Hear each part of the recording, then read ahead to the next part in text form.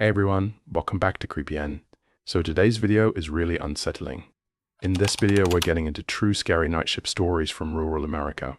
These are terrifying encounters that happen late at night in isolated workplaces, empty roads and quiet countryside towns where strange and unexplained things take place. A lot of these experiences are hard to explain, and that's what makes them so creepy. If you guys enjoy this kind of content, make sure to like the video, subscribe to the channel, and let me know if you want more videos like this.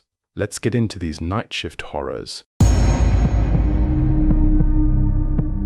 My cousin Jake called me in late November of 2011, right after Thanksgiving. I was 22, working third shift at a distribution warehouse outside Lexington, and I hadn't slept right in months. The fluorescent lights, the beeping forklifts, the same loop of loading docks and concrete, it was grinding me down. Jake said he had a week off and wanted to do an overnight hunting trip up near Alder Ridge, about 2.5 hours southeast, close to the Daniel Boone Forest. He knew I had those weird rotating days off and figured I could use the air. I said yes before I really thought about it. We left on a gray Wednesday afternoon in early December. The roads got narrower the farther we drove, winding through hills covered in bare trees and old tobacco barns with sagging roofs. We stopped for gas in a town called Dorset, population maybe 300, and the guy behind the counter looked at us funny when Jake mentioned we were heading up to the old fire road past Ridge Hollow. He didn't say anything, just nodded and went back to his phone. The fire road was gated, but the chain was unlocked and hanging loose. We parked Jake's truck just inside and hiked in about 1.5 miles with our packs. The forest was quiet in that pressed-in way, like the trees were holding their breath. We found a flat spot near a dry creek bed and set up Jake's old canvas tent, the kind his dad used in the 80s. It still smelled like mildew and campfire smoke. The first night was fine. We made a fire, ate jerky and instant mashed potatoes, and Jake told me about the girl he'd been seeing. I didn't say much. I was just glad to be away from the warehouse, away from the white noise of machinery. The stars were sharp and cold above us, and the only sound was the occasional snap of a branch somewhere in the dark. The second day we didn't see any deer. We walked a few ridges, checked some trails, but it felt empty. Around mid-afternoon, we came across a clearing we hadn't noticed on the way in. It was almost perfectly circular, maybe 30 feet across, and the ground was covered in these little divots, dozens of them, evenly spaced, like something had been planted there and then dug up. Jake crouched down and ran his hand over one. Weird, he said. That was all. That night I woke up to footsteps. Not animal footsteps. Slow, deliberate. Human footsteps, crunching through the leaf litter outside the tent. I lay there with my heart hammering, listening. The steps circled us once, paused near the front flap, then moved off toward the creek bed. I didn't wake Jake. I told myself it was a hiker, someone else camping nearby, even though we hadn't seen anyone. In the morning, Jake was gone. His sleeping bag was unzipped and pushed aside. His boots were still by the tent flap, and his coat was hanging on a branch outside. I called his name. No answer. I walked the perimeter of camp, then wider, then started jogging the trail we'd come in on. Nothing. I went back to the clearing with the divots and found a line of barefoot prints in the frost leading into the trees on the far side. They were Jake's size. I followed them for maybe 50 yards, and then they just stopped. Not at a rock or a stream, just stopped, mid-stride, in the middle of soft ground, with no other tracks around them. I ran back to camp and grabbed my phone. No signal. I packed everything, dragged it all back to the truck, and drove until I could call 911. The search and rescue team went out that afternoon. They found nothing. No prints, no sign of struggle, no trace. One of the rangers, an older guy named Hal, asked me if I knew about the Ballard boy. I said no.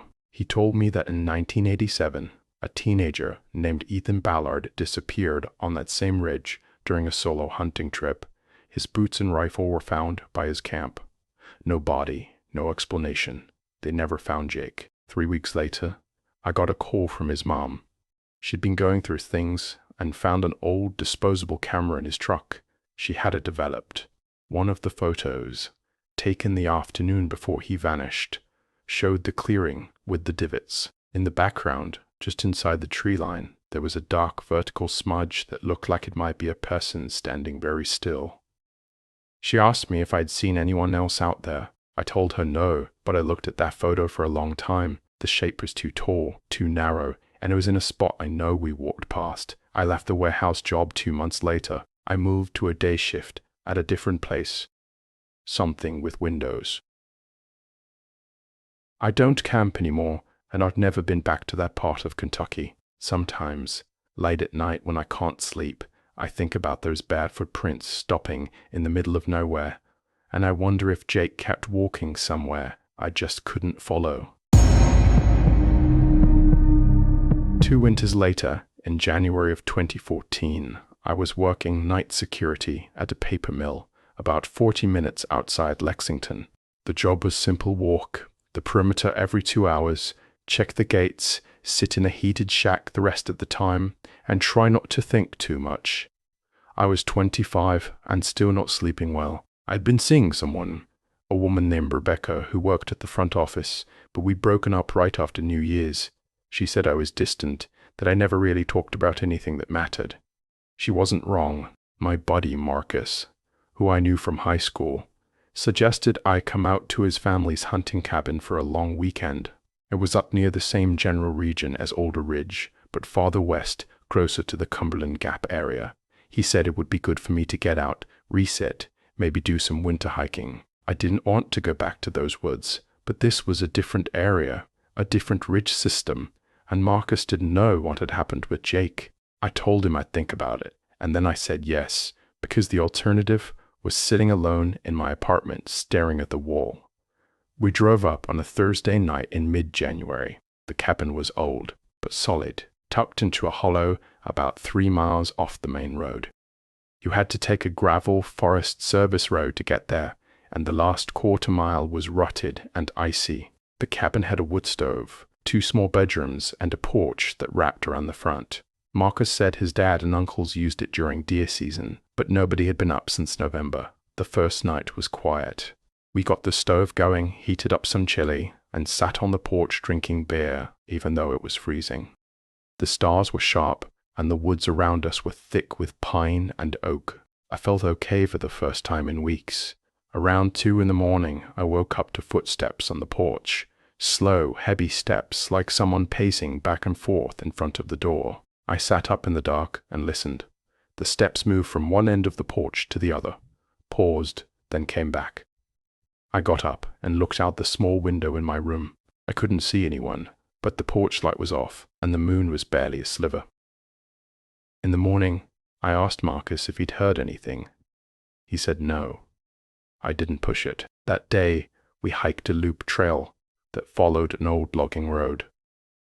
The air was brittle and cold, and our breath hung in front of us. About a mile in, Marcus stopped and pointed to a ridge across from us. "You see that?" he asked. I looked. There was a black shape standing at the top of the ridge, perfectly still. It looked like a person, but too far away to make out details. We watched it for maybe 30 seconds, and it didn't move. Marcus shrugged and said it was probably another hiker. We kept walking. That night, the footsteps came back. This time they were heavier, more deliberate, and they circled the entire cabin. I could hear them clearly: boots on wood, then boots on frozen ground, then back on wood. I got out of bed, grabbed my flashlight, and went to the main room. Marcus was already awake, standing by the front window with his own light. "You hearing this?" he whispered. I nodded. The steps stopped right outside the door. We stood there, not moving, barely breathing. Then 2 knocks, slow, evenly spaced. Marcus reached for the door handle, and I grabbed his arm. "Don't," I said. He looked at me like I was crazy, but he didn't open it. We waited. After maybe a minute, the footsteps moved off the porch and went around the side of the cabin, crunching through the snow. In the morning, we checked for prints. There were boot prints in the snow around the cabin, but they didn't lead anywhere. They started at the edge of the clearing, circled the cabin twice, and then stopped at the tree line with no trail leading back into the woods. Marcus took pictures with his phone. I didn't say anything, but my hands were shaking. The third night, I saw it. I was lying in bed, wide awake, staring at the ceiling. The footsteps started again around midnight, but this time I went to the window and looked out. There was someone standing at the edge of the clearing, maybe 20 yards from the cabin. It was taller than any person I'd ever seen, and completely still. I couldn't make out a face, just a dark silhouette against the trees. I watched it for what felt like 5 minutes, and it never moved. Then I blinked, and it was gone. Marcus and I left the next morning. We didn't talk about it much on the drive back. He said maybe it was a squatter, someone using the woods to stay hidden. I didn't argue, but I knew what I'd seen. When we got back to Lexington, I looked up reports of strange sightings in that area. I found a forum thread from 2009 where someone described seeing a tall figure pacing around their campsite near Cumberland Gap for 3 nights straight. They said it never came into the light, just circled and watched. Rebecca called me a week later and asked if I wanted to try again. I said yes, but I didn't tell her about the cabin. I stopped taking night shifts after that. I couldn't handle the quiet anymore. The long stretches of darkness where anything could be standing just outside the light, watching and waiting.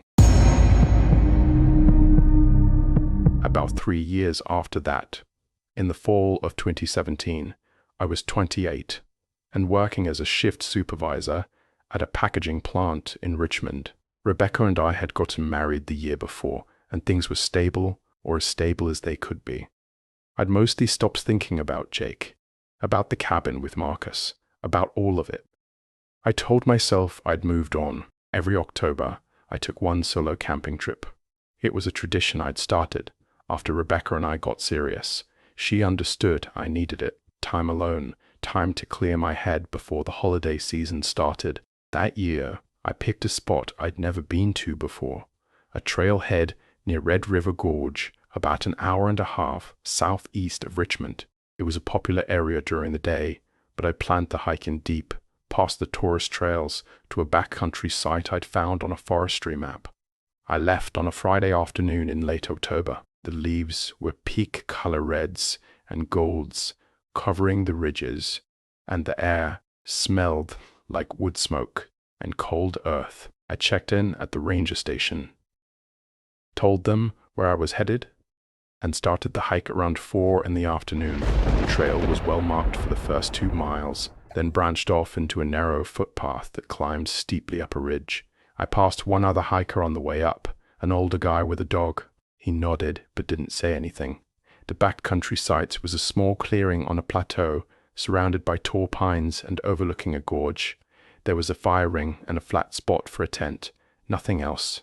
I set up my gear, made some instant coffee on my camp stove, and sat on a rock, watching the sun go down. The silence was heavy, but it felt good. I needed it. Around 9 that night, I noticed something at the edge of the clearing. It looked like a post or a thin tree trunk, but I didn't remember seeing it when I'd set up camp. I shined my flashlight on it. It was about 7 feet tall, dark, and perfectly vertical, like a column of shadow. I stared at it for a while, trying to figure out what it was. Maybe an old trail marker or a dead snag. I walked over to get a closer look, but the closer I got, the less defined it seemed. When I was maybe 10 feet away, I felt a sudden pressure in my head, like someone had pressed their thumbs into my temples. I stopped, backed up, and the pressure faded. I went back to my tent and convinced myself it was just a weird tree. In the morning, it was gone. I walked the perimeter of the clearing twice, looking for the spot where I'd seen it. There was nothing. No post, no dead tree, no marker. I checked my phone and looked at a photo I'd taken of the sunset the night before. In the background, you could barely make out the shape, standing exactly where I remembered it. I zoomed in. It didn't look like wood. It looked like something standing. I decided to stay another night. I don't know why. Maybe I wanted to prove to myself that I'd imagined it, that I was just tired or stressed. I spent the day hiking a loop trail, trying to stay busy. When I got back to camp in the late afternoon, the shape was there again. This time it was on the opposite side of the clearing, closer to my tent. I hadn't heard anything, hadn't seen it appear. It was just there. That night, I didn't sleep. I lay in my sleeping bag with my headlamp on, staring at the tent wall. Around midnight, I heard a low hum, like the distant sound of power lines, but there were no power lines anywhere near that ridge. The hum got louder, and the pressure in my head came back, sharper this time, spreading down into my jaw and teeth. I unzipped the tent and looked out. The shape was right outside, maybe 6 feet from the tent flap. It was impossibly tall and thin, and it seemed to absorb the light from my headlamp rather than reflect it. I couldn't see a face, couldn't see limbs. It was just a vertical column of black. I stared at it, frozen, and the hum got so loud I thought my skull was going to split. Then I blinked, and it was across the clearing again, near the fire ring. I hadn't seen it move. It was just there, in a different spot, like a cut in a film. I packed my gear in the dark, stuffing everything into my pack without organizing it, and I started hiking out. It was past midnight, and the trail was pitch black except for my headlamp. I didn't care. I half ran, half stumbled down the ridge, slipping on loose rocks and catching myself on trees. The pressure stayed with me for the first mile, and then it faded. I got to my car around 2 a.m, threw my pack in the back, and drove to a motel near the interstate. I didn't sleep that night either. The next morning, I called Rebecca and told her I was coming home early. She asked if everything was okay.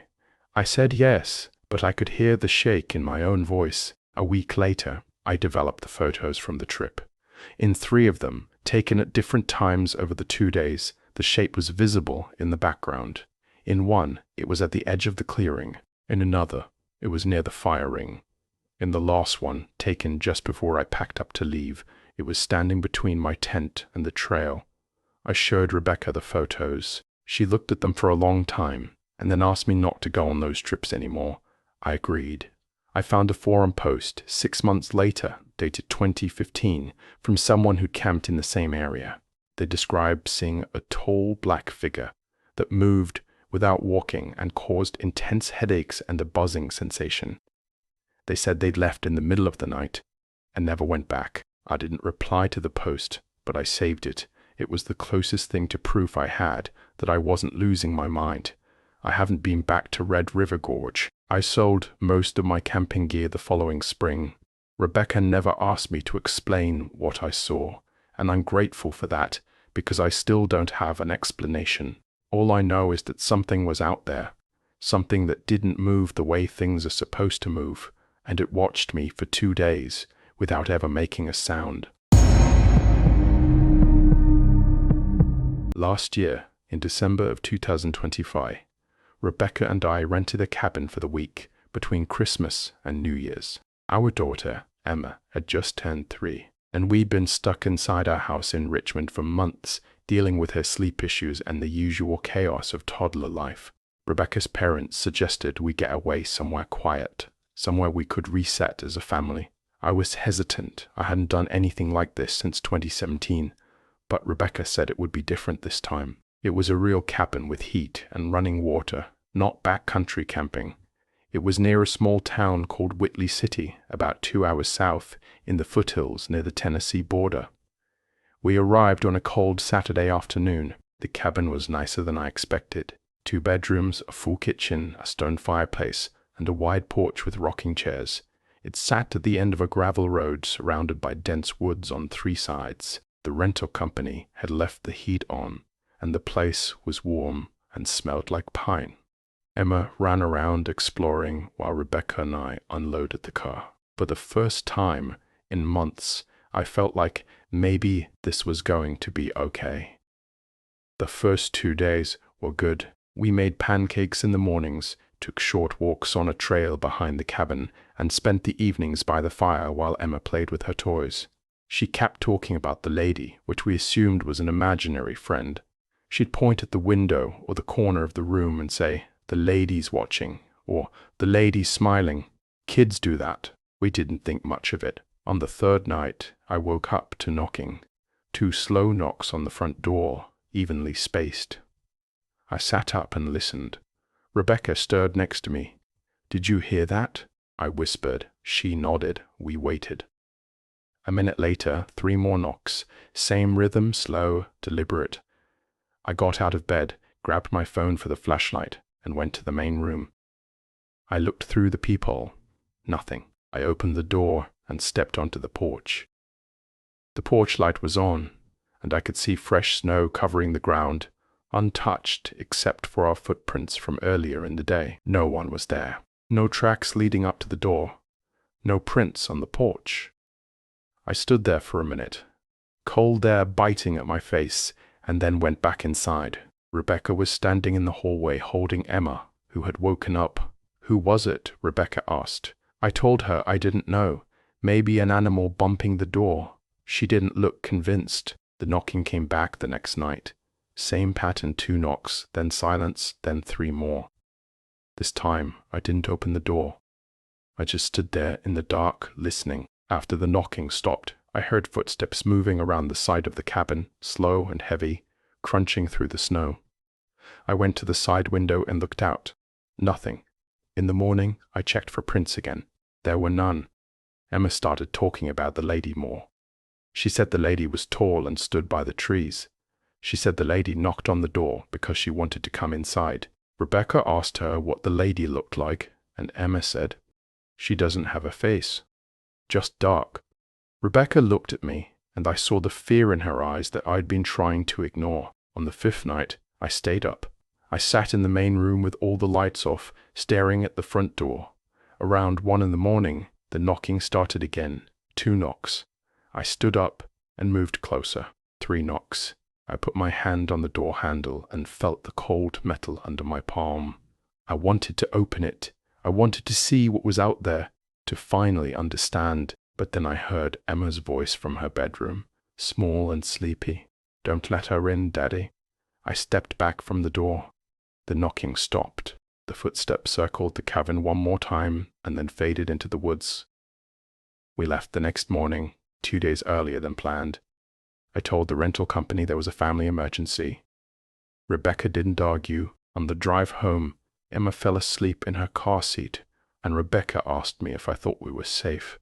I told her yes, but I didn't know if I believed it. Over the next few weeks, Emma kept talking about the lady. She'd point at our backyard at night and say, "She's out there." She'd wake up crying and say the lady was in her closet. Rebecca took her to a child psychologist, who said it was normal for kids to have vivid imaginations after a stressful trip. But Emma described things she shouldn't have been able to describe, details about the woods around the cabin, the way the snow looked under the porch light, the sound of footsteps on frozen ground. In late January, I got an email from someone named Aaron who said he'd rented the same cabin in November. He'd found my name through the rental company's guest log and wanted to know if we'd experienced anything unusual. I wrote back and told him about the knocking, the footsteps, and my daughter's descriptions. He replied the same day. He said he and his wife had heard the same knocking pattern, 2 knocks, then 3, and that his wife had seen a tall figure standing at the edge of the tree line one night. They'd left early too. He said he'd done some research and found an old news article from 1992 about a woman who disappeared near that property. Her car was found on the same gravel road, but she was never located. I didn't tell Rebecca about the email. I deleted it and tried to move on. But Emma still talks about the lady sometimes, usually at night when she's half asleep. A few weeks ago, she told me the lady said she used to live in the woods and that she's lonely. Rebecca and I are thinking about moving, maybe farther north, away from the ridges and hollows. I don't know if it will make a difference. I sold the rest of my camping gear last month. I canceled the hunting trip Marcus invited me on. I don't go into the woods anymore, not even for a walk. I tell people it's because of work, because of Emma,